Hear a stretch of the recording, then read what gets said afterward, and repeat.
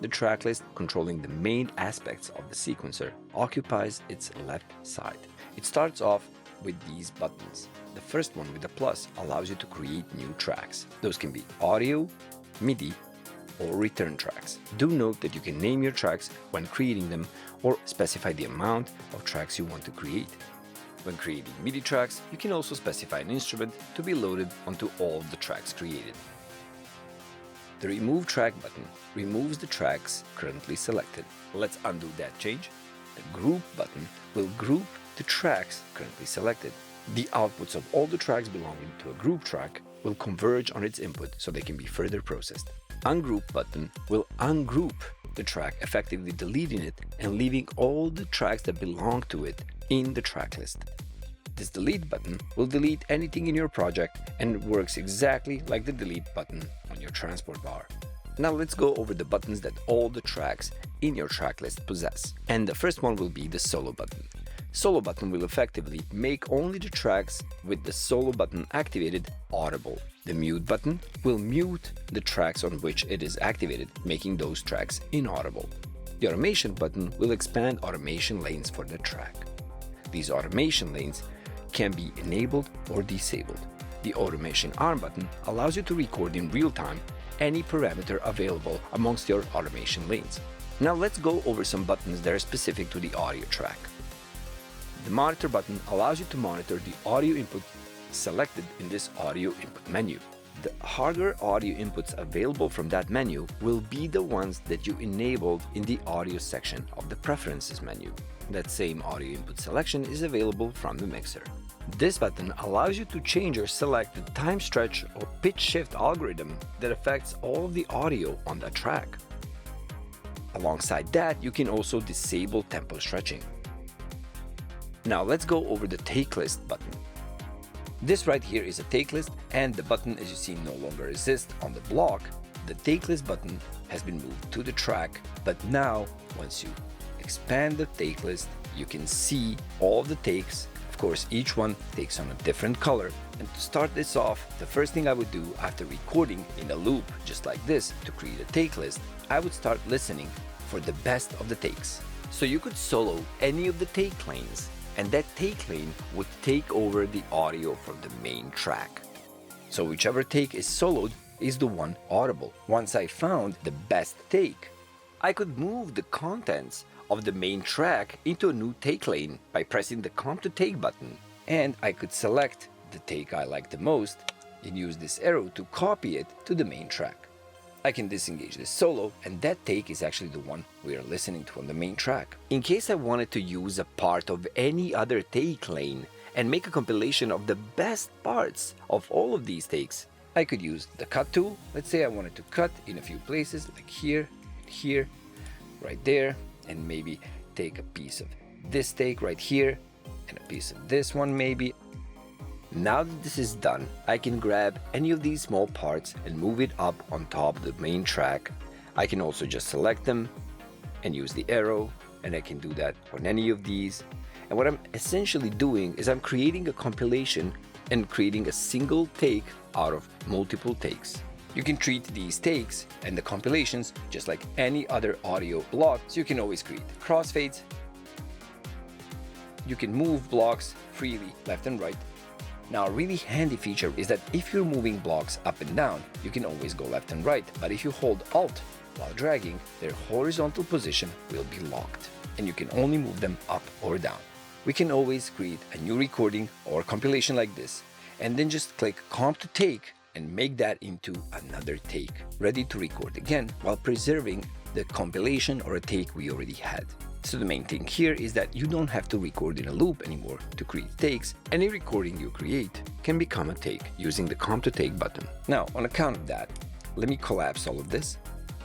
If I was to record in a loop right here on this track while the track is collapsed, new take lanes would be created automatically once I stop recording, like right now. And you can see a blue triangle being added to the Take List button to inform you that there are take lanes that were created and have not been seen yet. Now, that same blue triangle can be observed if I solo a take lane and collapse the track list. Unsolo All will also affect solo buttons on take lanes. Now this feature will not only allow you to create multiple takes, which you could have done so far in SoundBridge, it will allow you to also create compilations of the best parts of all the takes you've made. Of the buttons left to explain, let's start with this one, the pre-gain expand collapse button. The pre-gain affects the gain of the track before it enters the insert rack. The panning is directly connected to the panning knob you can see in the mixer. The arm button prepares the track for recording of its input when recording is engaged. The only difference we can see on a MIDI track is that this input right here selects the MIDI input for that MIDI track. Again, the MIDI inputs available in this menu will be the ones that are enabled in the MIDI section of the Preferences menu. A group track has some specific buttons of its own. The Collapse Expand button will collapse or expand and show you all of the tracks in that group. By collapsing it, you make your projects tidy, and it allows for a much better overview of your arrangement.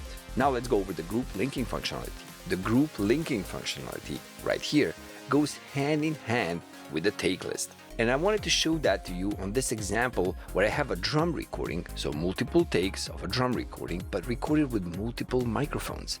So each one of these tracks holds all of these take lanes, which are multiple recordings of a single mic from a drum kit. You can see that they are a tiny bit different because they record a different part of the drum kit.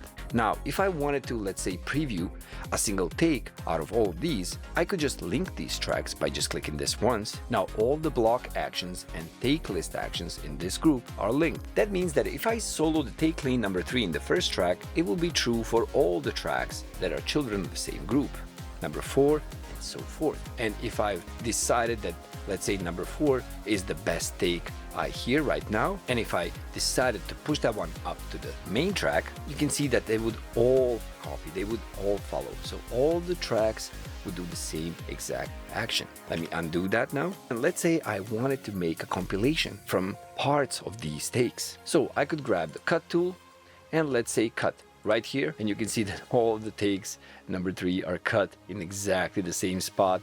And I could continue on cutting just like this, just like that, on all of them, and maybe right here as well. Now that I have made all of these cuts, I can start creating a compilation. Go back to my select tool, and let's say select a part right here, use the arrow button to copy it to the main track, all the tracks. So all the mics use the same take. Let's say this one, even that one, I'm going to be using for the mid part, and then I'm going to be using this one, initial beginning, and I'm going to be using, let's say, that one right here, even though there's some silence, just to show you visually what it looks like. And imagine I like this compilation, but I wanted to try to create another one too.